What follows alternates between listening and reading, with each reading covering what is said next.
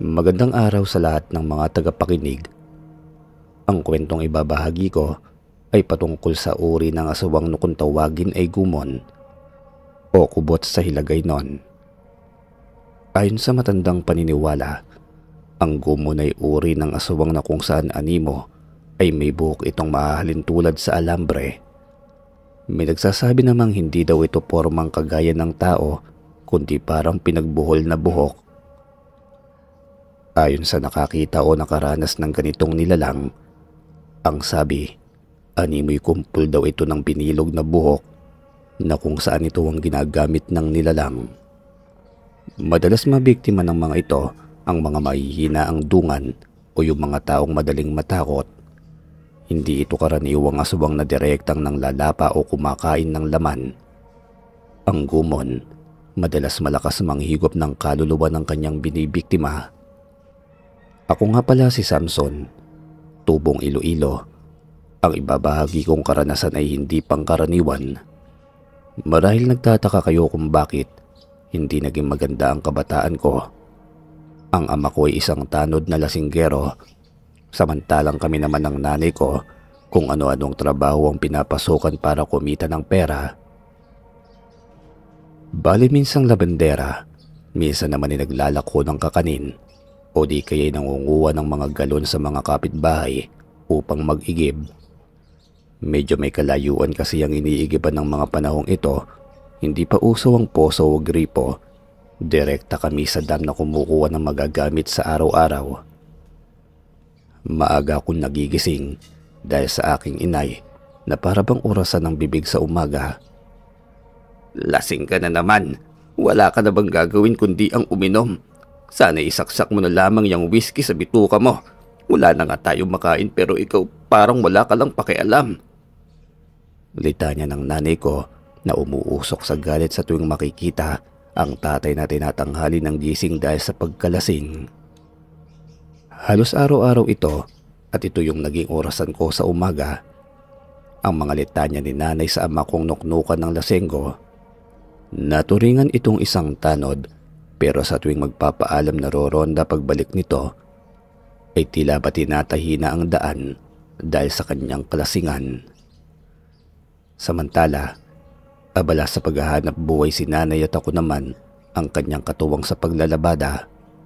Halos araw-araw ding gabundok ang tinatanggap ni Nanay Waning na labada dahil ayon dito, iyon lamang ang paraan upang makabayad kami ng bahay at kuryente.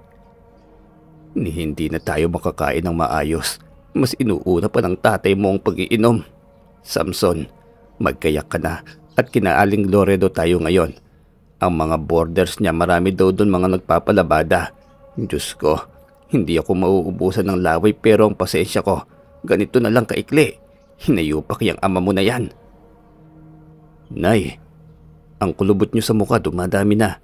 Hayaan niyo na kasi si tatay kung saan siya masaya. Saka hindi naman tayo ang mamamatay ng maaga, siya naman po eh. Sige ka, gusto mo bang mauna sa kanya? High blood ka lagi eh. Halos lahat ng kulubot ko sa mukha, ang tatay mo ang dahilan. Kasi naman, kung sana ang sima ng inasawa ko nun, sana hindi ganito ang naging buhay ko. Ayaw ko pang mamatay dahil sa high blood, kaya ikaw, dalian mo na dyan at tatanghaliin tayo. Agad na bumangon si Tatay Naro nang marinig ang mga litanya ni nanay. Naasar din ito sa tuwing maririnig niya ang mga pagsisisi ni Nanay Waning. Kahit hindi pa namulat ang mga mata, ay pinilit ni Tatay Naro ang sumabat. Sumusobra ka na talaga. Abay sige, puntahan mo ang nobya mong panot. Sa ilang dekada nating pagsasama, wala ka ng ibang bukang bibig kundi ang pagsisisi. Awat na, kayong dalawa napupuno na ang tenga ko. Tay sige na po at alis na kami ni nanay. Magpahinga ka na lang po. Kung saan pa to pupuntang pag-uusapan natin eh. Nay, pakiusap, nakakahiya na sa mga kapitbahay. Isipin nyo na lamang na ilang metro ang layo natin sa kabahayan pero, nako, para ka pong nakamikropono, abot hanggang kabilang bayan ng boses nyo eh. Napatingin si Nanay Huwaning sa akin. Parang natawa ito ng bagay at sabay batok pa sa akin. Ayon pa sa kanya, kahit pa daw gumamit siya ng trompa, ay walang makakarinig sa kanya dahil wala naman daw kaming kapitbahay. Kung meron man daw, Malayo pa at ilang kahon pa ng palaya ng pagitan. Nanghingi naman ako ng paumanhin sa inaasal ng aking inay. Batid kong hindi naman ganoon ang tatay Naro. Nagkakataon lamang ito dahil ayon nga sa tatay, mahirap tumanggi sa grasya. Lalo pa ang mga naging kasamahan niya ay puro talagang manginginom. Sa kabilang banda, hindi naman talaga pabaya na asawa si tatay Naro. Katunayan pagka nahimasmasan ito, kahit wala pang kain, di diretso ito sa pamamasada. Samantala noong umagang yon, diretso na kami ni nanay sa paupahan ni Aling Gloria. Pero laking pagkadismaya namin ang puro pulis ang bumungad sa amin. Ayon sa nakausap naming tsismosa sa lugar, isang nangungupahan daw sa nasabing bahay ang natagpo ang patay sa mismong loob ng paupahan. Para daw itong sinipsip ng kung ano dahil halos tuyong-tuyo na ang nasabing patay. Sa kabilang banda, hindi rin mapigil si Nanay Waning sa paglatag ng opinyon. Nagpakamatay siguro, saka alam mo naman na kay hirap ng panahon ngayon. Tayo ngang halos walang makain, hindi bumibitaw sa buhay eh. Nay, hindi raw po nagpakamatay. Natagpo ang patay. Magkaiba po yun. Saka nasilip ko kanina may marka sa leg na parang sugat. Galing sa kung anong tali. Saka parang tuyong-tuyo yung katawan. O di nagpakamatay nga. Baka nagbigti o di kaya tinali ang leg niya sa alambre. Napailing na lamang ako sa kung ano man ang tura ni Nanay Waning. Ayon kasi sa naririnig ko, galing pa daw sa trabaho ang biktima. Isang call center agent daw ito at madaling araw na akong umuwi. Ilalatag ko pa sana sa inang ngunit tumahimik na lamang ako kasi alam ko naman, iba lamang din ang sasabihin ni nanay. Dahil sa kaganapan ni wala kaming nakuwang labada, kaya para hindi masayang ang araw, kinuha ko ang mga galon ng iilan naming kakilala upang mag-igib na lamang. Ganito ang trabahong nakagisnan ko. Salat sa pera kaya hindi ko natapos ang pag-aaral. High school lamang at parang pasang-awa pa ang pagpasa ko. Dahil hindi naman makahanap ng maayos na trabaho kung kaya't umalalay na lamang ako kay Nanay Waning sa paghahanap na mapagkakakitaan. Nay, mauna na lang po kayong mauwi. Maaga pa po para tumambay. Pag-iigiban ko na lamang po si Tiyo Siloy nang hindi din po masayang ang oras ko. Saka maghanap na rin ako ng iba pang magpapaigib. Basta anak, huwag masyadong magbubuhat ng mabigat ha. At pating ka pa naman. Ako'y uuwi na lamang at maghahanap ng pwede kong magawa. Ayaw ko rin tumambay kasama ang ama mong batugan. Napatitig na lamang ako sa aking ina habang nagpapaalam na ring umalis. Ilang sandali pa nang madaanan ko si Nano, ang kaibigan ko na may bitbit din itong mga galon. Medyo may kalayuan ang pinag-iigiban kung kaya't kinailangan naming magpadyak. Hindi kakayanin kung bubuhatin lamang ito gamit ang kahoy o madalas na tinatawag nilang tuwangan. Oh, Nano, ba't naglalakad ka lang? Ilang galon ba yung daladala mo? Bubuhatin mo lang ba yan? Halika, gusto mo pagtulungan na lang natin? Malapad din itong padyak ni Tiyo Istoy. Kasya kahit 10 galon. Sige, naku salamat ha. Wala akong padyak ngayon, butas kasi yung mga gulong. Abay siya nga pala. Alam mo ba na kumakalat yung balitang yung nangungupahan daw sa bahay ni Aling Gloria? Sa tingin ko pre, aswang ang may gawa nun. Akalain mo ba namang halos luwa ng mata sa bungo? Na nasabing biktimang yun tapos tuyong-tuyo yung bangkay. Saka ang pinagtataka lang ng mga tsismosa, paano nakapasok ang aswang at wala man lamang daw mga bakas kung saan dumaan. Maglalatag pa sana ng karagdagang litanya ang kaibigan ko nang mapatango na lamang ako bilang tugon at hindi na nagsalita pa. Naisip ko na may punto ang kaibigan ko. Sa kabilang bantay ayaw ko na irehistro sa utak ko ang usapang aswang, lalo pat hindi naman ako naniniwala kung totoo nga ba ang mga ito. Habang nagpapadyak, dinadaanan naming dalawang mga nakikitang galon sa kada bahay. Si Nano ang tagalista at tagabilang ng mga galong nakukolekta namin. Bago magtanghali ay hindi namin maubos-ubos ang mga iigiban kung kaya't napagpasya naming dalawa na umuwi na muna para magtanghalian. Sige Samson, kita tayo mamaya. Marami pa tong ihahatid natin eh. Sana matapos natin tumamaya bago magdilim. Kaya yan, ako na bahala. Paano? Daanan na lang kita. Hindi naman ako matagal kumain. Baka mamaya lang nandito na ako ulit eh. Nasiyahan ako kasi marami ang mga nagpapaigib sa amin. Maraming galon. Ibig sabihin, maraming makukolektang bayad.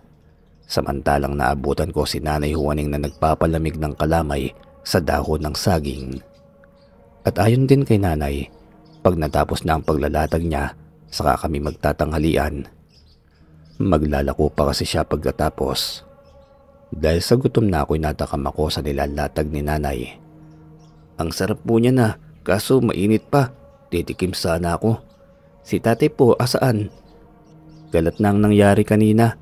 Ang sabi sa labasan ay aswang po talagang gumawa nun.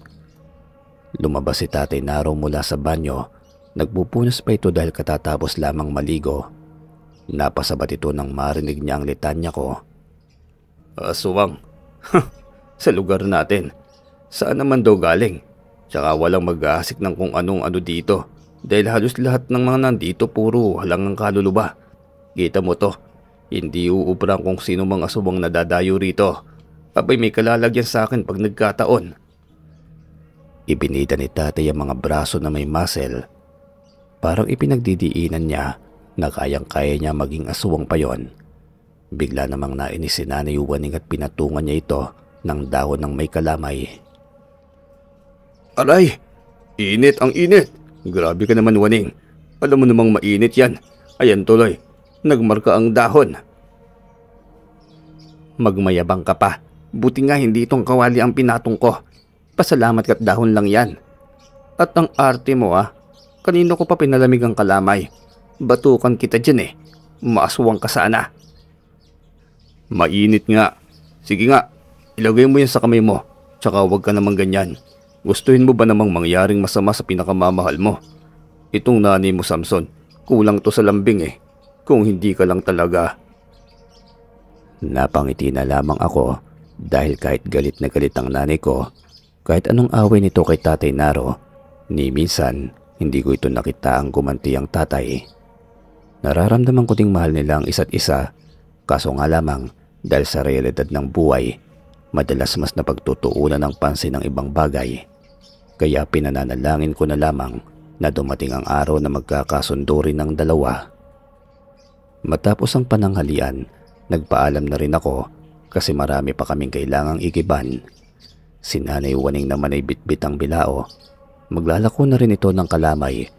Bago nga lumabas ng bahay ay nagbilin pa itong si Nanay Juaning. Huwag kang aalis ng bahay, Naro ha. Humanda ka talaga sa akin mamaya pag uwi ko na nasa Tagayan ka na naman. Napatango na lamang si tatay habang ako ay nagbitbit ng lubid pang tali sa mga galon. Para hindi mahirapan si Nano sa paghawak, nakikita ko kasing hirap na hirap ang kaibigan ko dahil marami ang nasabing mga galon.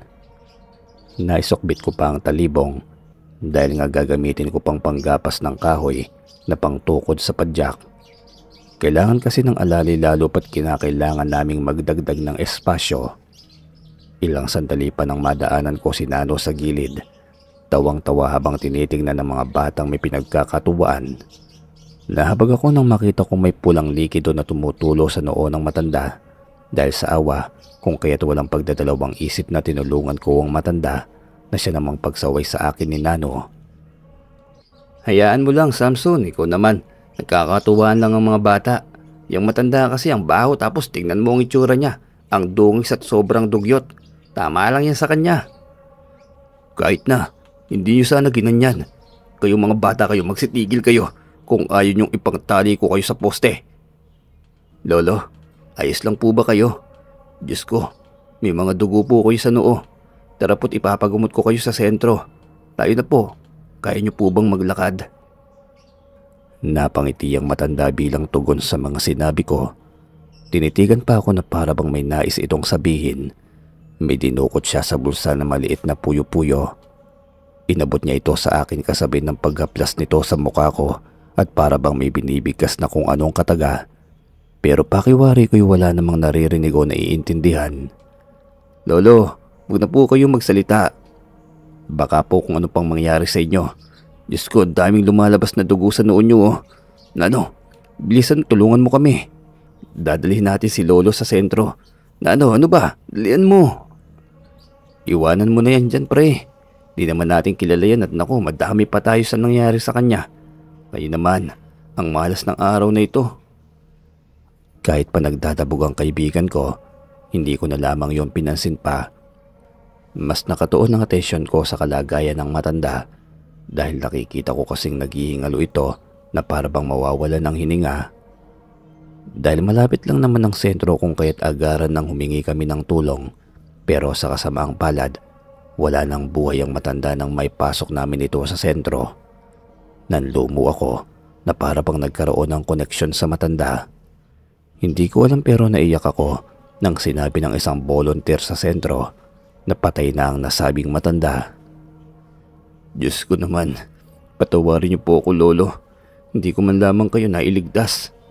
Sana kung napaagan dating ko baka sakaling naabutan ko pa kayo. Patawad po. Kaano-ano mo ba ang matanda? Lolo mo ba yun, Samson? Bakit parang grabe ka kung makapag-react dyan? Ay nako, hapon at mag-iigib pa tayo. Paano yan? Uuwi ka pa ba? Naku, punong-puno ka na ng dugo. Ang daming nakahilerang galon ang kailangan nating ihatid ngayong hapon. Hindi na ako tumugon. Umiling na lamang din bilang tugon sa kaibigan ko. Inabisuan ko ang volunteer at nakiusap na asikasuhin ang matanda. Naisalaysay ko na din ang nangyari at may iilang katanungan lamang ang sinagot ko bago kami umalis kasama si Nano. Dala nang napuno ng dugo ang damit na suot ko kung kaya tinubad ko na lamang ito't binilog. Ginawa ko itong pangtali sa noo. Ay Nax, ayan, para ka tuloy si Stallone. Stallone? Sino nga ba yun pre? Di bali na nga. Sana nagbihis ka na muna. May mga dugo pa kasi ang katawan mo, baka mamaya kung ano ang isipin ng iba dahil sa ayos mong yan. Ayos lang to pre. Dalian na lang natin para makauwi na tayo agad. Maghuhugas na lamang ako mamaya. Meron namang mapaghuhugasan doon sa igiban natin. Tara, balikan ko na lamang mamaya si Lolo. Sigurado akong walang pamilya dito mag-aasikaso sa matanda eh. Noon ay naalala ko ang inabot ng matanda. Hindi ko ito inihayag pa kay Nano. Baka kung ano pang isipin nito't lalo pat ako ang unang bumuhat sa matanda. Ipinasok ko na lamang sa bulsa ng short ang puyo-puyo. Kahit hindi ko alam kung ano ang laman nun. Dahil sa nangyari, umikli ang oras na para sana na matapos namin ang pag-iigib. Hindi pa naging madali sa amin ang pagsalok ng tubig dahil may mga nakapila rin doon.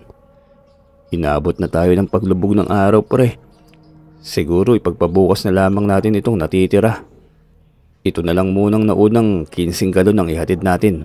Baka abutin tayo ng hating gabi dito sa igiban kung pipilitan nating punuin yan. Oo nga eh, may dala ka bang lighter? Daming lamok. Magsiga na lang kaya tayo muna habang naghihintay. Ilang galon pa kaya nakahilera dito bago tayo? Napatingin si Nano sa isa pa nilang kasama. Naninigarilyo iyon. Kung kaya't nakisuyo muna ito na makahiram. Natuwa naman ako lalo na nang magbilog si Nano ng dahong ipinasok niya sa bolot ginawang sulo. Nagtawanan pa kami dahil sa mga naisip. Nilagyan pa kasi ni Nano ang padyak ng animoy talian sa bawat gilid para may mapaglagyan ng nabilog na mga pinaghalong mga tuyong dahon na ipinasok sa bolo. Samantala, nang matapos na ang sinusundan namin, nag-abiso itong wag daw kaming masyadong magpapagabi sa lugar. Inilatag pa nito na kumakalat daw ang balita noong umaga na siya namang biglang kinatakot namin ni Nano. Tinakot pa talaga tayo. Eh kung hindi marami yung galon niya, di sana hindi naman tayo gagabihin ng ganito. Dami pa namang lamok dito, tapos madilim pa ang dadaanan natin mamaya. Kailan kaya palalagyan ng poste ng ilaw ang baryo natin nang hindi nakakatakot pag gabi na? Aswang daw. Sige lang, manakot ka pa. Hayaan mo na pre. Sigurado ako sa dami ng hahakutin na galon nun, maaabutan pa natin yon. Kaya dali na't konti na lang naman ay mapupuno na tong mga galon natin. Meron namang mga poste ng ilaw, kaso nga lang alalayo ng pagitan ng mga pinagpatayuan. Hindi ko mawari kung nagtitipid bang mga nagpatayo o sadyang kinurakot na naman ang proyekto. Sa lapad nitong baryo natin, ilang poste lang talaga ng ilaw ang gumagana. Para malibang kami ni Nano, Kinanta na lang namin ang pagkabagot, lalo pat ilang galon pa ang kailangan mapuno bago kami umalis. Lumiwanag ang lugar dahil sa ginawa naming pagsiga. Dagdag pa na gumawa kami ng sulo na tinali sa magkabilang gilid ng padyak. Pasayaw-sayaw pa si Nano habang inaayos ang mga galon nang bigla akong makadama ng pag-init sa lugar. Noong una hindi ko yung pinansin dahil naiisip ko na baka nagmumula lamang ang init sa ginawa naming siga. Ilang sandali pa na mapagpasya namin ang lisanin ng lugar. Sa kalagitnaan ng daan, napahinto ako. Meron kasi akong narinig na sumigaw, pero sobrang hina ng boses na para bang naghihingi ng tulong. May naririnig ka ba? Parang boses ipit na parang may humihingi ng tulong ah. Guni-guni mo lang yun pre. Oo, marami ako naririnig. Mga tunog ng gutom na lamok. Bilisan na natin at baka maubos pa ng mga insekto ang dugo ko. Maging yata ang mga alaga ko sa tiyan tumutunog na rin eh. Sinyalis na kailangan na talaga nating makauwi. Baka sa gutom, lamok na mapagbalingan ko eh. Hindi ko maiwasan ang magpalinga-linga pero wala naman akong nakikita. Maya-maya lamang tumigil na ang boses. Naisip ko na baka nga guni-guni ko lamang ang lahat. Habang nagpapadyak ay nakita namin ang mga galong nagkalat sa daanan. Yung iba'y may laman pang mga tubig. Sabi ko na nga ba hindi niya kakayanin. Ayan, kinalat na lamang niyang bitbit niyang galon. Nako, nanakot pa kasi. Sa bigat ng mga galon kailangan talagang may padyak. Pasalamat ako pinahiram tayo ni Tio Istoy ng padyak niya. Saka syempre iba din ang may kasama. Buti nga sa kanya. Tignan natin bukas. Papagalitan yan. Dahil naku yung iba basag pa yata. Hayaan lang natin baka mamaya madami pa tayo tapos isipin na tayo nagsira ng mga galon. Unahin na muna natin sa kabilang kanto. Saka pre, pagod na rin kasi ako. Kung pwede sana iuna mo na lamang akong ihatid. Bukas na natin kunin ng mga bayad. May lista naman tayo eh. Saka ihatid mo pa naman itong padyak. Mapapalayo ako kung sasabi pa ako. Nagsangayon naman ako sa kanya. Alam ko kasing maging si Nano ay pagod na rin. Pero pinili ko na munang ihatid ang mga natitirang mga galon at ang kaibigan. Halos hindi ko na magawang ilakad ang mga paa nang makarating na ako sa bahay. Sa pagod ay dumiretso na lamang ako sa sala. Gusto ko lamang sana magpahingang kaunti, ngunit dala ng matinding pagod, nagpasya akong matulog na lamang na hindi alintana ang itsura. Naabutan ko rin kasing tulog na ang nanay kung kaya't hindi ko na lamang din ito inistorbo. Bagaman nakaramdam ng gutom, pero mas pinili ko na lamang ang pumikit. Kinaumagahan, naalimpungatan ako sa pagsigaw ni Nanay Waning. Dating gawi, tumunog na naman ang alarm clock ko. Pero sa gulat, hindi si tatay ang kalaban ng nanay, kundi mga pulis na nagpupumilit pumasok sa bahay namin at hinahanap ako. Nay, ano po ang kaguluhan na yan? Ang aga-aga. Sir, bakit niyo po ako hinahanap? Pasensya na po at kagigising ko lang. Anak, bakit may mga dugo ka ha? Ano ang nangyari? Hinahanap ka nila dahil may patayang nangyari kagabi. Si Cardo daw na natagpo ang patay malapit sa pinag-iigiban niyo ng tubig. Saka bakit ganyan ang ayos mo? Nagkatinginan ng lahat dahil ayon sa pulis, kailangan nilang hulihin ako. Dagdag pa ng mga ito, maliwanag na ebidensyang nakita nila sa aking ayos. Ang sabi kasi, natagpuan ang bangkay ni Cardo malapit sa pinag-igiban namin ng tubig. May nakapagturo daw na kami ang huling maraming galon noong maganap ang krimen. Laking pagtataka ko kung ano ang nangyayari. Akmang lalagyan na nila ako ng posas nang bigla namang dumating si Nano. May bitbit pa itong 2 baso ng kape na iaabot sana sa akin. Oops, sir! Nagkakamali po yata kayo ng dinadampot. Hindi siyang may sala. Naku pre, bakit kasi ganyan ang ayos mo? Saka hindi ka man lamang ba nagpalit bago matulog kagabi? May paliwanag po kung bakit ganyan ang ayos ng kaibigan ko. Kaya pwede ba, huwag niyo siyang pusasan. Kung gagawin niyo yan, sana isama niyo na rin ako kasi magkasama kami niyang kagabi. Inagahan ko nga sana kasi pre, kalat na sa buong baryo ang pagkawala ni Cardo. Napapakamot pa nga ako dahil hindi man lamang ako nakapaglinis ng aking katawan at napagkamalang patuloy akong mamamatay tao. Nakasukbit pa kasi ang itak sa gilid ng aking short, kung kaya't mas lalong naalarma ang mga pulis. Hayaan nyo na, Wala akong kasalanan kaya huwag kayong masyadong mag-alala. Akin ba yung isang baso? Salamat ha. Pasensya na po kung ganito bang ayos ko. Sasama po ako sa inyo para naman hindi nyo tinatakot ang nanay ko. Hindi po ako lalaban. Pero hayaan nyo naman po muna na humigop ng kape. Diyos ko, at ni umumog hindi ko man lamang nagawa. Sino ba naman anak ang hindi kakabahan? Nakatulog din kasi ako kagabi kakahintay sa inyo ng tatay mo. Tapos umagang umaga parang lilipid ang espiritu ko nung makita kang ganyan. Tapos may mga pulis. Nako, wala na kayong ginawa ng tatay mo kundi bigyan ako ng alalahanin. Bigla naman lumabas si Tatay Naro na naghihikab pa. Nakakunot ang noon ito habang nagtataka sa mga nakikita. Hindi niya rin maiwasang mapatras nang makita niya ako na animoy mananabas ang aura. Ano bang nangyayari? Diyos ko kung bata ka. Bakit ganyan ang ayos mo ah? Mamang pulis, isa po akong tanod. Kung ano man po ang problema ay handa kaming humarap ng matiwasay. Anak, Samson, maglinis ka nga muna ng sarili. Bakit kasi ganyan ang ayos mo? Bakit kasi hindi ka man lamang nagbihis? O sige, sasama na nga lang ako. Dalawa tayong nandun saka wala naman ibang titistigo. Siya nga pala, daanan nyo na rin po yung volunteer sa sentro para malaman nyo kung saan galing ang mga dugo ng kaibigan ko.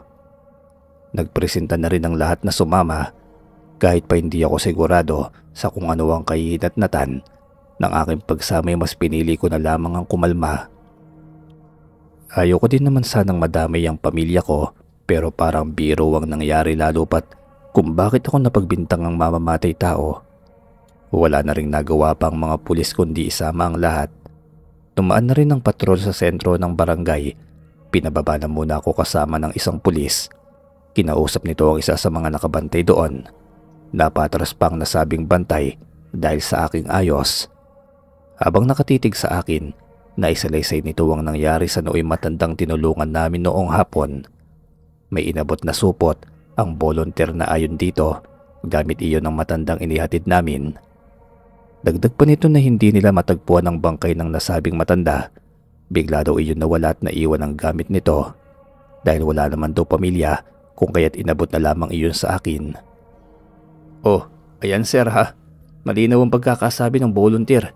May tinulungan kaming matanda kahapon. Doon galing ang mga dugo na nasa damit ng kaibigan ko. Tsaka ang sinasabi niyong natagpo ang patay, aba, baka ibang gumawa nun, di ba Samson? Tumango lamang ako habang iniisip ang matanda. Naalala ko rin ang inabot nitong nakabalot sa puyo-puyo. Hindi ko pa ito nakikita gawa ng idiniretso ko na lamang ito sa silid ng aking bulsang suot ko na shirt. Akmang kakapain ko na sana nang bigla ko na namang maramdaman ng pag-init. Hindi ko mawari pero parang may anong dumadampi sa balat ko na sa pakiramdam ko'y napapaso ako. Gayunpaman, hindi ako nagpahalata sa kung ano ang nararamdaman ko. Iniisip ko kasi na baka dahil hindi man lamang ako nakahugas o nakaligo kung kaya't ang singaw ng katawan ko'y mainit. Bit-bit ko ang supot habang inaalala kung bakit ko nga ba tinulungan ng matanda. Sa ganoong estado ng aking pag-iisip, nang bigla kong kinilabit ni Nanay Juaning. Anak, anong nangyayari sa iyo? Ayos ka lang ba? Tara na, kanina pa naghihintay ang mga pulis. Nakatayo ka pa dyan. Ano man yang iniisip mo, iwaglit mo muna. Nandito lang kami ng tatay mo, tara na. Pasensya na po kayo sa gulo, Nay. Iniisip ko lang po kung ano ang nangyari sa matanda. Saka paano yun mawawala dito lang naman namin iniwan kahapon. Di bali na nga po. Babalik na lang po ako rito kung maayos na. Pagdating namin sa presinto, may ilang katanungan lamang ang mga pulis. Matapos pinasailalim kami ni Nano sa mga pagsusuri lalo na kung gumagamit kami ng ipinagbabawal na gamot. Hapon na nang makauwi kami dahil ayon sa mga ulat walang makitang ebidensya na kaming dalawa ang gumawa ng krimen. Lalo pat lahat ng pagsusuri negatibo ang naging resulta. Sa kabilang banda, hindi ko pa rin maiwasan ng mag-isip ng mga bagay na kung saan nagbibigay sa akin ng mabigat na alalahanin. Nang makauwi kami agad ako naglinis ng aking katawan at nagpahinga. Alam kong maging ang mga magulang ko'y nag-aalala sa kung ano ang nangyayari sa akin. Napagkasunduan din naman namin ni Nano na magpahinga na muna. Ang mga naiwang galon ay napagpasyahan naming ipagpabukas na lamang. Sige na pre, Paano, bukas na lang ulit. Huwag mo nang masyadong dibdibin ng mga nangyari. Lilipas din ito. Daanan na lang kita bukas. Matamlay ang naging tugon ko pero pinilit kong ngumiti para ipakita sa kaibigan na ayos lamang ako. Naganda ng hapunan si Nanay Juaning samantalang ang Tatay Naro naman ay nagayos ng mga gagamitin sa pagororonda. Ayon dito'y naatasan sila ng kapitan na magigpit sa paglilibot lalo pat hindi pa matukoy kung ano o sinuwang salarin sa mga sunod-sunod na patayan. Kumain ka na muna. Baka mamaya sa bakbakan gutom ka. Saka kahit hindi maganda ang pakiramdam ko sa'yo, ama ka pa rin ng anak ko kaya mag-iingat ka. Nako, kita mo naman tong nanay mo, Samson. Kunwari galit yan sa akin. Pero huwag ka mag-alala, mag-iingat ako. Marami naman kami at mag-iikot lamang. Kaso nga lang syempre, ito lang ang binigay sa aming pangdepensa. Batuta. Diyos ko, kahit asong ulol siguro hindi ko kayang paslangin ito. Tas hindi pa namin alam kung ano ba ang kalaban. Hayaan nyo, bukas pag may oras ay pupuntahan kong kaibigan kong antingero. Maghihiram ako ng mga magagamit natin pang depensa. Mahirap na. Gusto mo tayo samahan kita? Wala naman po akong gagawin saka parang hindi natin alam kung ano ba talagang nangyayari sa baryo natin. Hindi naman pumayag si Tatay Naro. Ayon sa kanya, pag sumama ako'y walang makakasama si Nanay kung kaya't tumahimik na lamang akong bigla. Samantalang nakatingin lamang si Nanay Juaning na para bang nag-aalala rin sa kanyang asawa. Bago mag-ating gabi, dinaanan ng mga kasamahan si Tatay Naro. Mababakas sa mga ito na nakainom samantalang pinaalalahanan ni Nanay Juaning na huwag iinom dahil baka mahuli sila ng kapitan at masibak pa sa trabaho. Ilang sandali ang lumipas nang nagpasya na rin kaming magpahinga ni Nanay. Sa dami ng nangyari noong araw, pakiramdam ko'y kay dami ng aking ginawa. Inabisuhan na rin ako ng Nanay na magsarado ng pinto dahil maging ito'y natatakot na sa mga nangyayari. Akmang matutulog na sana ako nang bigla akong maalala ang supot na ibinigay ng volunteer sa sentro. Nakapatong iyon sa lamesa sa loob ng aking kwarto. Napakunot ako ng noo. Iniisip ko kung paano na ilatag ang supot gayong kanina lamang ay nakalimutan ko kung saan ito nakalagay. Paano napunta ang supot na to rito? Saka ano kaya ang laman? Baka ang damit ito ng matanda na kailangan labhan. Madumi na yun at baka mangamoy pa sa kwarto ko.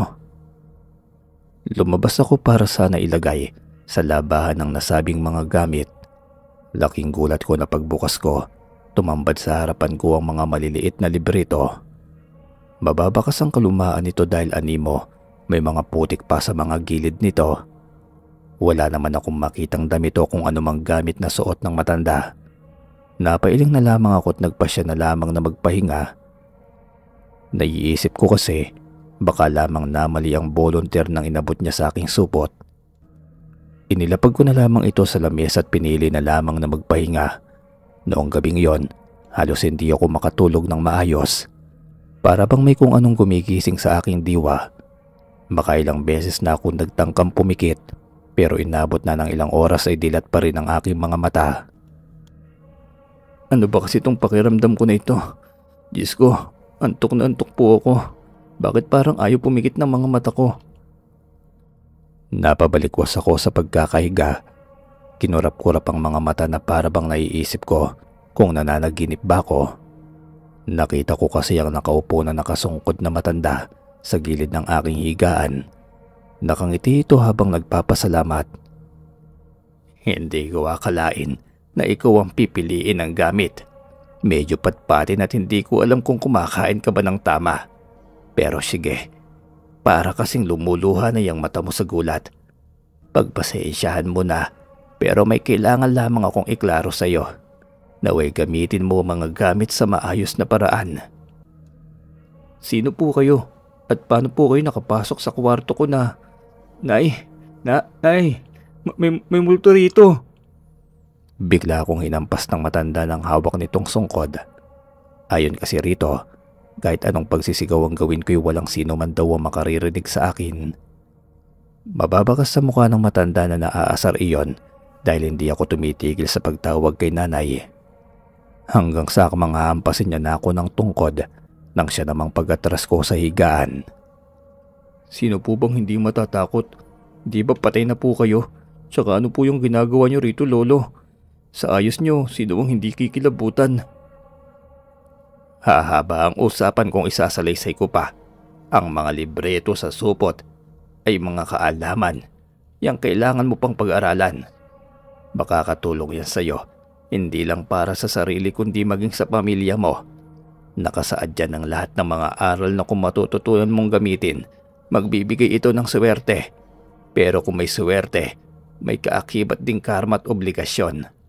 Naway gamitin mo itong kasangkapan, hindi para sa pansarili, kundi para makatulong ka sa nakararami.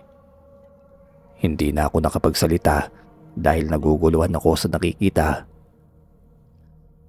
Iniiling ko pa ang ulo ko sa pag-iisip na nananaginip lamang ako ng dilatang mga mata. Hindi ako makapaniwala na ang matandang tinulungan namin ay nasa gilid lamang ng aking higaan. Sa palagay ko'y kailangan mo pa ng kaunting litanya. Ano man ang tumatakbo dyan sa utak mo, iwaglit mo muna. Magpahinga ka't matulog nang sa ganun ay mabawasan niyang haka-haka mo. Tawagin mo na lamang ako kung may mga katanungan kang nais mong malaman. Maglalatag pa sana ako ng katanungan nang isang kisap mata lamang inawala na ang matanda. Napabalikwas ako sa hinihigaan ko nang marinig ang katok ni Nanay Juaning. Samson, gising na. Anong oras na? Nakong batang ito na sobrahan yata sa pagod at nakalimutang tanghali na. Lumabas ako na para bang puyat na animoy hindi nakatulog. Napatitig si nanay nang makita niyang animoy sabog ang aking aura. Ayos ka lang ba anak? Kanina pa kitang ginigising kasi tanghali na. Hindi ka pa nakakain. Saka halika nga, may lagnat ka ba? At siya nga pala, anak, lalaban ko sana ang short mo kahapon. Ito may nakuha kong Jolen, nakalagay pa sa bayoyot. Kay tanda mo ni naglalaro ka pa niyan. Para lang Jolen kung titignan pero pwede mo yata itong gawing kwintas. Ayan may lagayan pala. Isukbit mo nga yan sa leeg mo nang hindi mo nakakalimutan. Napangiti ng bahagya ng maalala ko ang bayoyot na ibinigay sa akin ng matanda. Hindi ko mawari ang pakiramdam nang maisuot ko ang gamit. Biglang parang may kung anong kuryenteng biglang dumaloy sa sistema ko't nanginginig pa ako habang nananayo ang balahibo. Napapatingin naman ang nanay ko dahil sa aking reaksyon. Ayos ka lang ba talaga anak? Gutom ka na no? Sige kumain ka na muna doon at anong oras na rin kasi. Dumaan din pala si Nano. Daanan mo na lamang daw siya kapag ayos ka na para tapusin ang naiwan yung galon. Isa pa tong tatay mo. Ayun, maaga pa lang pumunta na sa kabilang baryo. May hiraming gamit daw sa kaibigan niyang antingero para daw sa pagroronda. Pero duda ako sa rason niya lang yon. Napag-alaman ko kasing kaarawan ng isa niyang kaibigan. Yung tatay mo talaga'y hindi nilang magsabi ng totoo. Nilapitan ko si nanay. Hinimas ko ang balikat nito dahil alam kong tumataas na naman ang dugo dahil kay Tatay Naro. Dumagdag pa ako sa alalahanin niya. Bago ang lahat ay tinulungan ko muna si nanay upang makahanda ng mga ilalakong kakanin. Samantalang inilagay ko na lamang pabalik ang puyo-puyo sa aking bulsa. Habang inaayos ko ang malalaking kawali na nilagyan ng kalamay, napaisip si Nanay Juaning na para daw bang kay dali ng lahat para sa akin. Maging sa pag-aayos ng mga mabibigat na latagan ng paninda na animoy baliwala lamang yon sa akin. Hindi ko rin alam pero parang may kakaiba sa aking pakiramdam. Samson, mabigat yan. Kumain ka na lang muna baka hindi mo kayanin. Masama pa yung gising mo Ito ba? Para nga pong walang laman, saka hindi naman po mabigat. Ilagay ko na lamang po ito sa kalan para maumpisa na po ang pagluluto. Ano pa po bang kailangan mo, Nay? Sabihin mo lang at para bago ako kumain maalalayan muna kita. Umiiling-iling na lamang si Nanay Juaning. Indikasyon na para sa akin na wala naman itong kailangan. Ngumiti na lamang ako na para bang nahihiwagaan sa nangyayari. Napunan niya kasi na paano ko daw nakaya kayong puno ng pinaghalong malagkit na bigas at gataang kawali. Ayon pa sa kanya, Hindi yun kayang buhatin ng isang tao lamang dahil madalas nagpapatulong pa si Nanay Juaning upang maiayos iyon sa kalan. Nailing si Nanay habang sinusuri ang kabuuan ko para daw kasi akong naging ibang tao. Ilang minuto lamang nang matapos ako sa pagkain ay siya namang pagdating ni Nano.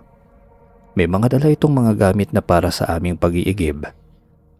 Kanina pa kita hinihintay. Siya nga pala, maayos na bang pakiramdam mo? Parang may kakaiba sa'yo pre. Parang lumiwanag ang aura mo ngayon. Di ba Nanay Juaning? Nakaligo, nakatulog at nakakain na kasi pre. Kaya parang pakiramdam ko umiiba rin ako. Ang dungis ko kahapon lalo na walang ligo tapos buong araw na hindi nakakain. Dahil sa mga nangyari, siguradong maninibago makakakita sa akin. Natawa pa ito habang inaayos na rin ang mga dadalhin. Maging si Nanay Juaning ay binalutan kami ng mababaong merienda. Natiyempo rin kasi na naluto na ang paninda niya. Nagkatinginan kami habang si Nanay Juaning ay nahihiwagaan sa mga nangyayari. Nag-abala po kayo. Hindi naman kami tatagal ni Nano at uuwi din po kami kaagad. Ay nay, siya nga pala. Gusto mo bang isabay ka na lamang namin para hindi ka mahirapan magbitbit? Kahit hanggang doon lamang sa may kanto. Tara na po. Hindi na tumanggi si Nanay Juaning. Iniisip niya rin siguro na mas mainam yung naisip ko dahil mabigat nga yung mga bilao na pinaglalagyan niya ng paninda. Habang inaalalayan ko ang nanay, hindi nito maiwasang punahin ang gawa ko.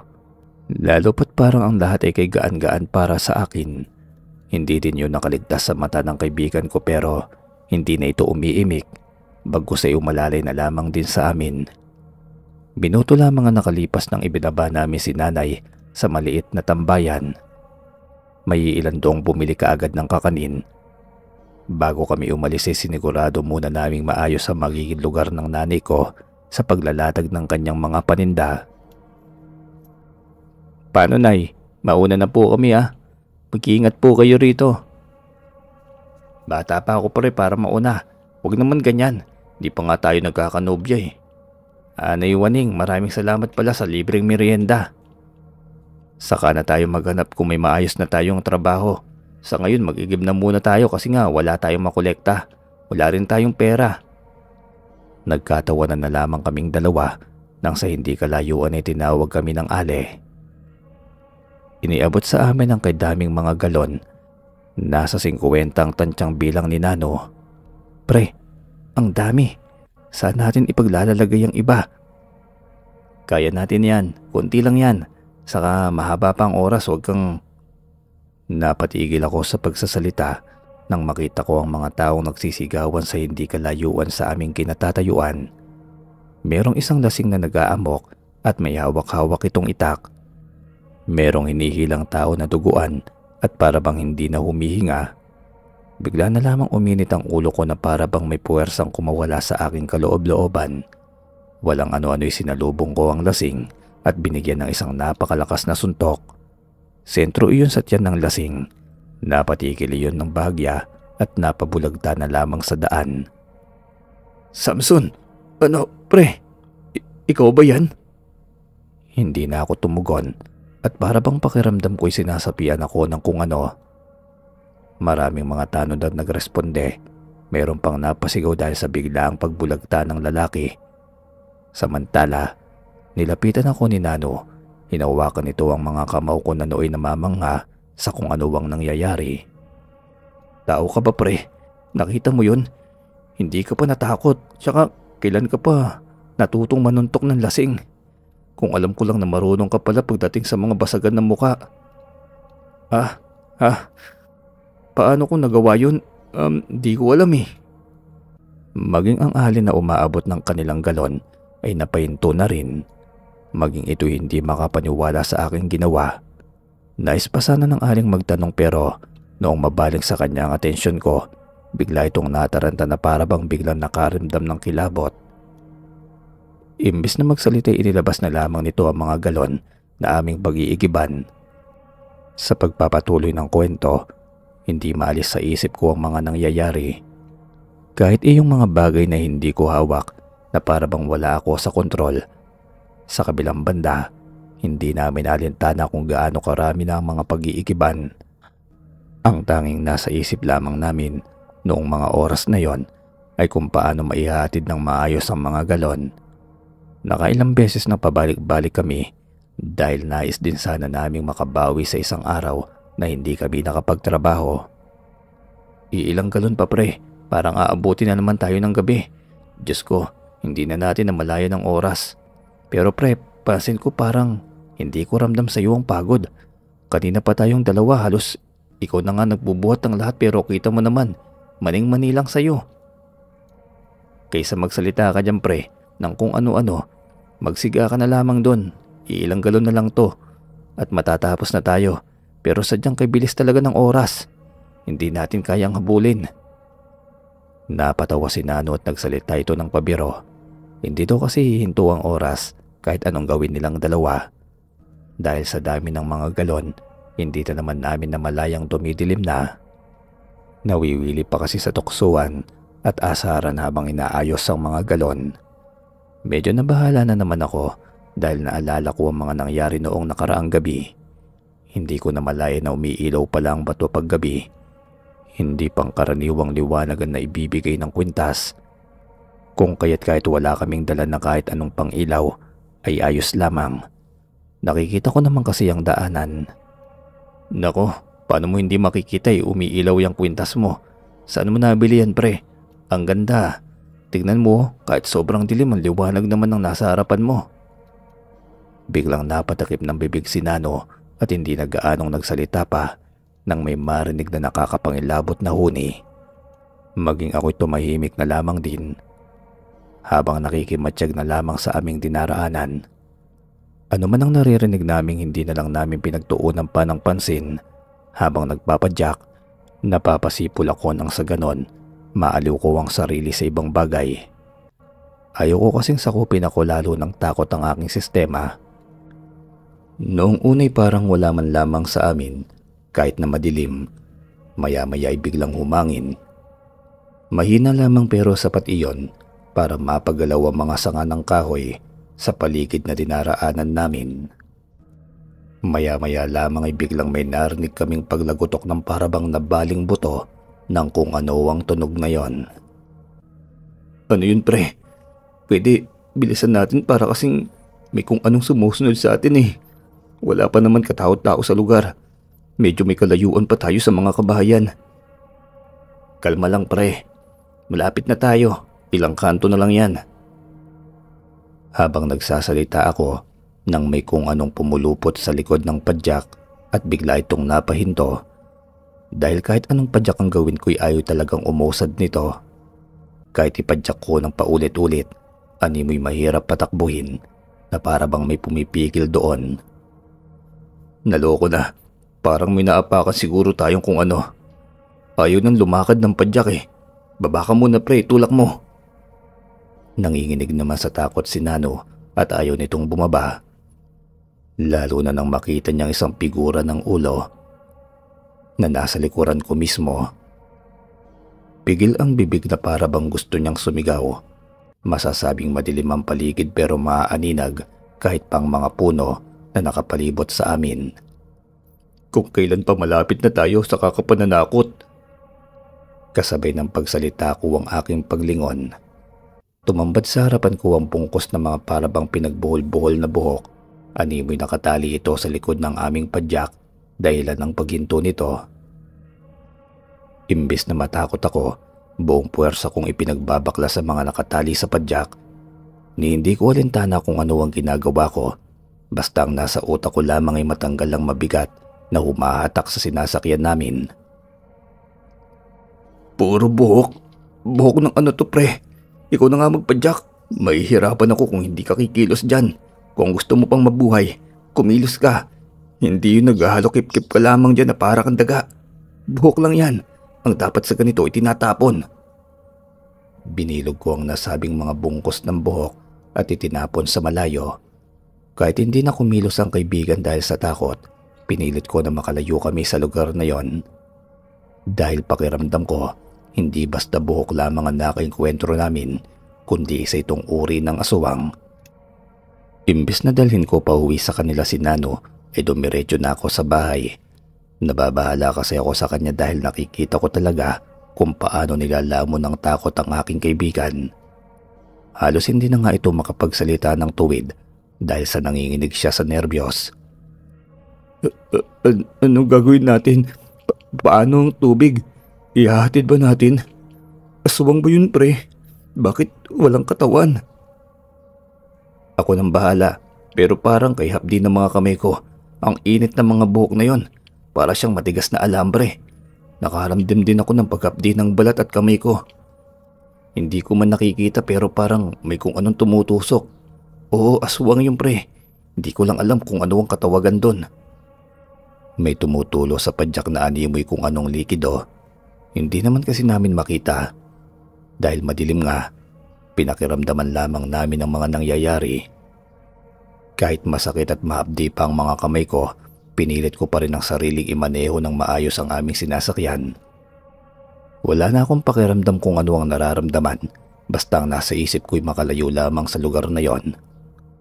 Minuto lamang ang nakalipas nang maabot namin ang bungad na bahay ko. Halos ayaw pang tumayo ni Nano dahil ramdam pa rin ito ang takot na lumukob sa kanyang pagkatao. Nako, pre, hindi kita bubuhatin at kaibigat mo. Kaya mo ba mang maglakad? O iiwan na lang kita dito? Mamaya nasundan tayo ng... Hindi ko binuwat si Nano dahil masakit na ang mga kamay ko. Ngunit akay-akay ko siya dahil parang nawala siya sa ulirat dahil sa kanyang sobrang pagkatakot. Pagbukas ni Nanay Waning ng pinto ay laki ng pagtataka nito dahil puno ng sugat ang mga kamay ko. Ayon pa kay Nanay, parang mga paso kung titignan ng mga sugat sa kamay ko. Dagdag pa niya na napuno na ng dugo ang aking damit.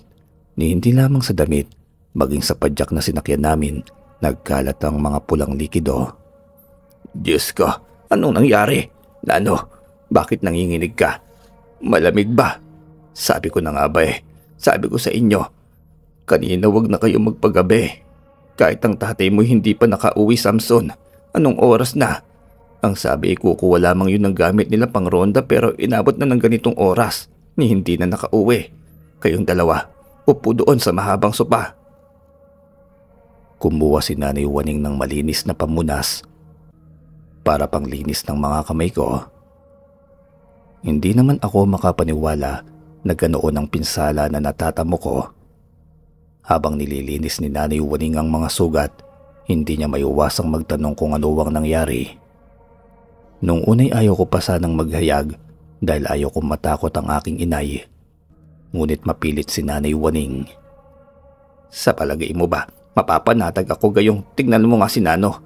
Nanginginig pa ang katawan at animoy takot na takot. Tapos paano mo ito nakuha? Parang mga sunog. Hindi ito basta galing lamang sa kung saan. Umamin ka, ano ang nangyari sa inyo? Napatingin ako ng makahulugan sa kaibigan bago naglatag ng mga nangyari. Isinalaysay ko ang lahat ngunit hindi naniwala si Nanay Waning. Anak, nag-aadik ka ba? Aswang, malaalambre, buhok. Saan galing ang mga kwentong ito? Huwag niyo nga akong latagan ng mga gawa-gawang kwento. Baka hindi ko matansya't maabatukan ko lang kayong dalawa. Kita mo, Nanay, kaya ayaw ko maglatag ng mga nangyayari kasi akala ko matatakot ka. Tapos ayan, ayaw mo pang maniwala. Kakaibang nilalangan na aking kwento namin at nakakasigurado ako na yun ang may sala rin ng patayang nangyayari sa lugar natin. Kita mo, Nay, yung mga sugat na ito, parang may kung anong likido ang inilabas ng mga malaalambreng buhok ng aswang na yon. Hindi na umimik pa si Nanay, pero alam kong nagtataka siya kung bakit lahat ng mga sugat na kanina lamang ay dumurugo. Sa isang punas lamang niya ay biglang nawala. Hindi ako makapaniwala sa nangyari, pero saksing buhay ako sa kaganapang maging ako ay hindi kayang ipaliwanag sa paraang maniniwala ang ibang tao. Nagkatinginan kami ni Nanay, hindi ko mawari kung ano ang mararamdaman. Matapos kasing malinisan ni Nanay Waning ang mga animoy na paso, kusa na itong naghilom. Pakiwari ko'y dumi lamang ang nadikit na inaalis ni Nanay. Samantalang parang inaapoy ng lagnat si Nano. Dala ng takot kung kaya animoy umakyat ang init nito sa katawan. Naiisip ko ding hindi pwedeng dalhin pa uwi ang kaibigan kung kaya't ipinahiga ko na lamang ito sa sopa at pinunasan gamit ang malinis na bimpong inilublob sa maligamgam na tubig. Kahit hindi naman sigurado pero parang may kung anong puwersang umuudyok sa akin sa gagawin. Kumuha pa ako ng luya na animo ba'y may bumubulong sa akin kung paano ko tutulungan at paano mapapaayos ang aking kaibigan. Batid ko rin ng panay ang paglabas ng liwanag sa batong suot-suot ko. Makalipas ang ilang minuto nang lumabas si Nanay Juaning mula sa kusina. Nakatapos na itong maglatag ng hapunan. Nagulat ito nang makita niya si Nano na nakaupo na at hindi na nanginginig. Hindi nakaligtas sa mata ni Nanay ang nakatali sa laylayan ng damit ni Nano. "Maayos ka na, Samson. Sige na, sabay-sabay na tayong kumain. Hihintayin ko pa sana ang tatay mo pero anong oras na ito? Pahating gabi na. Saka ano yung nakatali sa damit ni Nano? Para sa ano yan?" Si Nanay hindi na nasanay kay tatay. Siguradong tumagay na naman yun. "Yan ba? Luya po." Nalayasan ng espiritu si Nano kanina dahil siguro sa takot. Kaya yan pagdepensa oras na matakot siyang muli. "Inay, hindi ko po kayang ipaliwanag eh. Kain na lang po tayo." Gawain yan ng isang manggagamot. Yung mga albularyo na naniniwala sa mga nilalang o maging mga engkanto. Hindi ko rin alam, anak. Ayaw kong ihayag sa iyo ang mga bagay na makapagbibigay sa iyo ng mga palaisipan. Kasi sa ganitong panahon, parang hindi ka na matatakot sa aswang eh. Mas namatakot ka pa nga sa mga abusadong tao.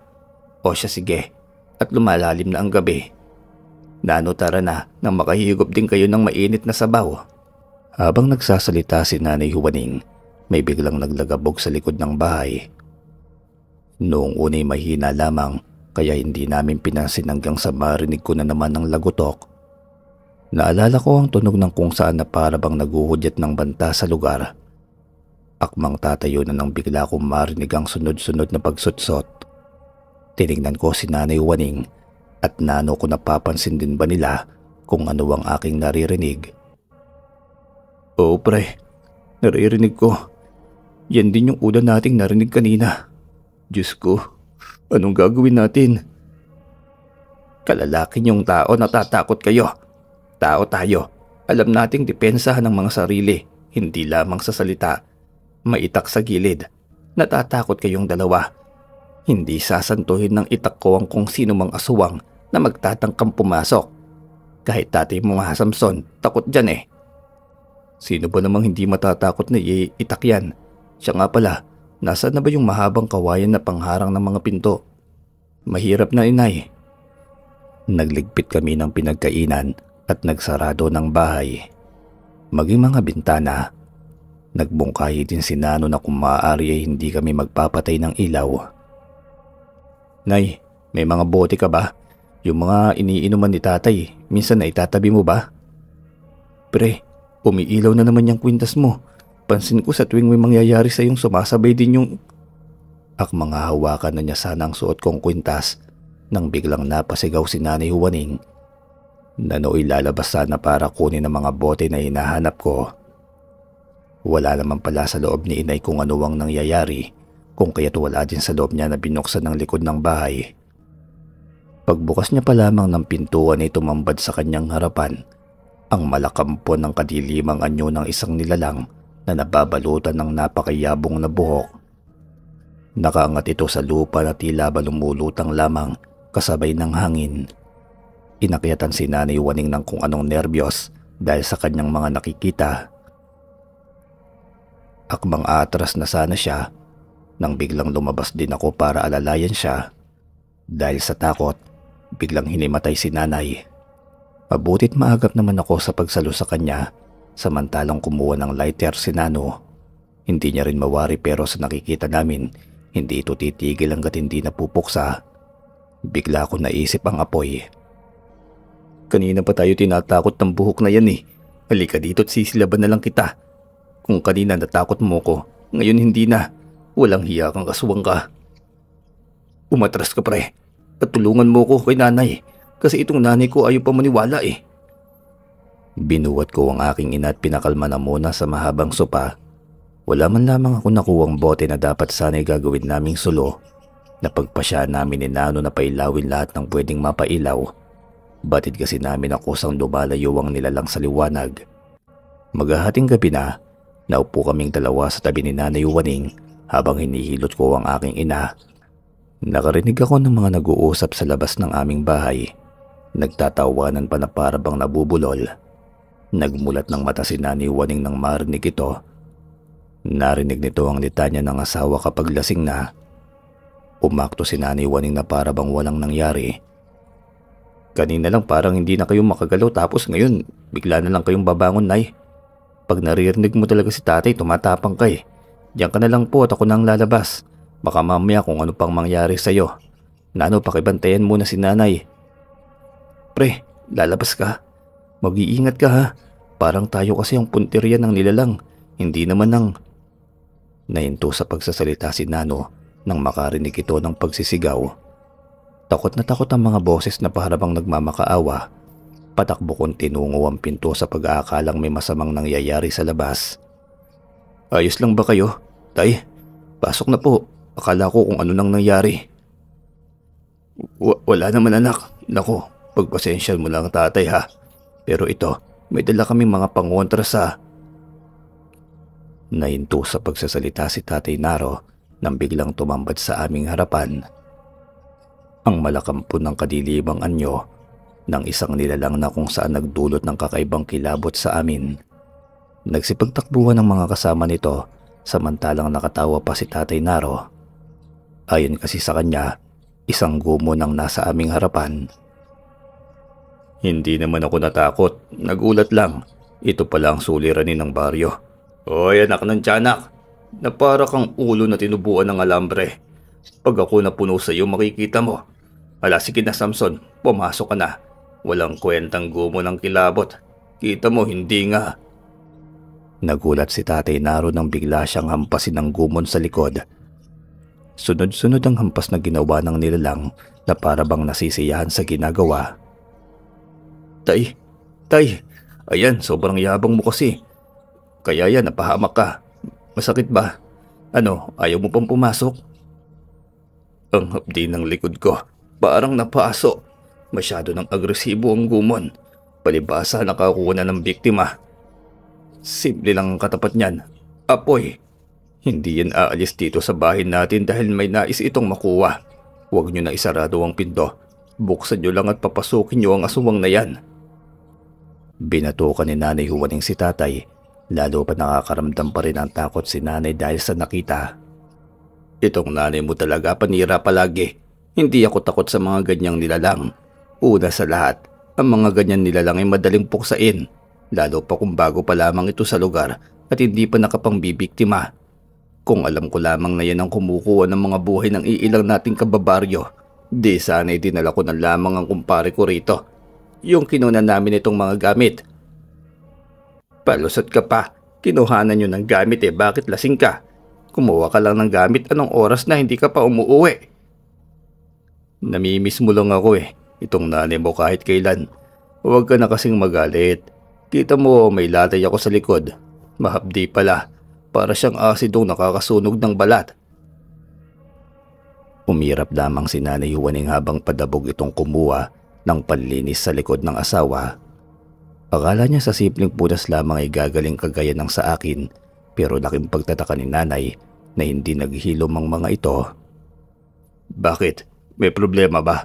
Hindi naman agad nagagaling yan. Buti yan lang ang inabot ko. Mahirap kung sa leg ako tinamaan.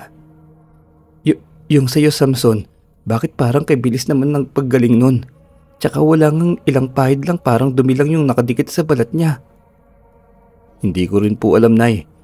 Ano tay, kaya mo pa ba? Labasin na lang natin. Kaysa magtago tayo rito sa loob at maghintay. Sigurado ko na hindi yun papasok. Umiling lamang si Nano. Kahit paanong sabihin ko, hindi nito maiwasan ang makaramdam ng kilabot. Lalo pat nakita talaga namin ang nilalang ng harapan. Ayon pa sa kanya, ayaw na daw na maranasan ng kung ano-anong naranasan kanina. Panay naman ang salita ni Tatay Naro. Animoy hindi nadala sa natamo niyang sugat. Hoy lalaki lasinggero, umiiral na naman yung kayabangan mo ha. Nako, Pag ikaw nahampas pa ulit hindi na kita lilinisan. Tandaan mo yan. Nangiti lamang si Tatay Naro habang kumindat sa kanyang asawa.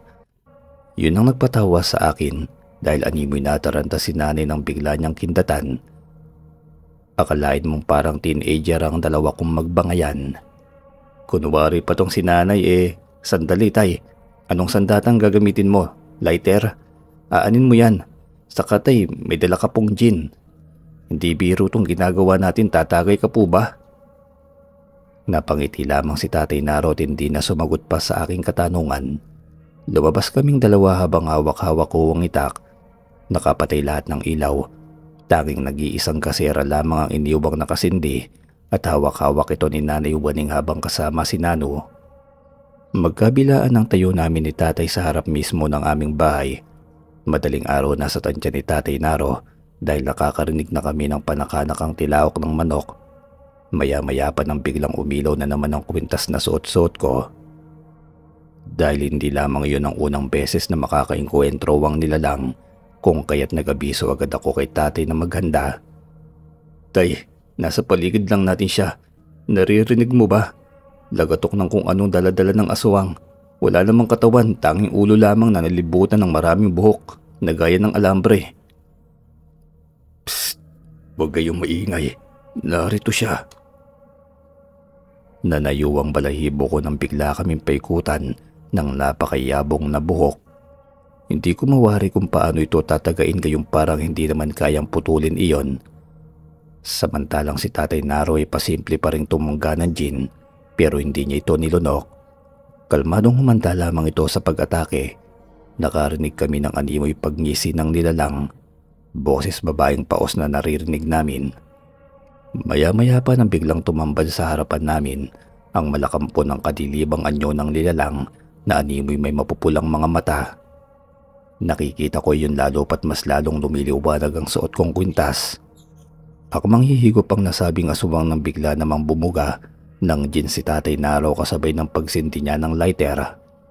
Noong una'y mahina lamang ang apoy na nagmumula sa ginagawa niya. Dahil hindi sanay sa ganoon si Tatay Naro, kung kaya't nakakuha pa ng buwelo ang gumon at bigla siyang sinakal.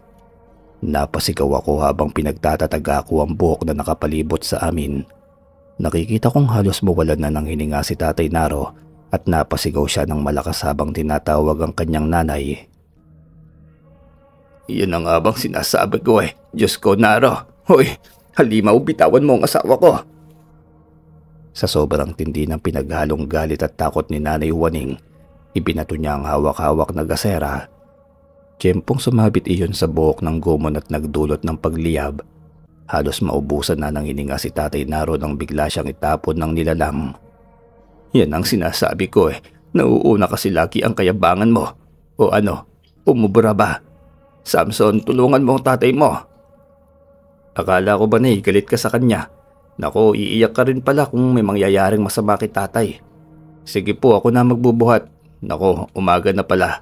Huwag ka na pong umiyak, Nay. Magiging maayos din si tatay.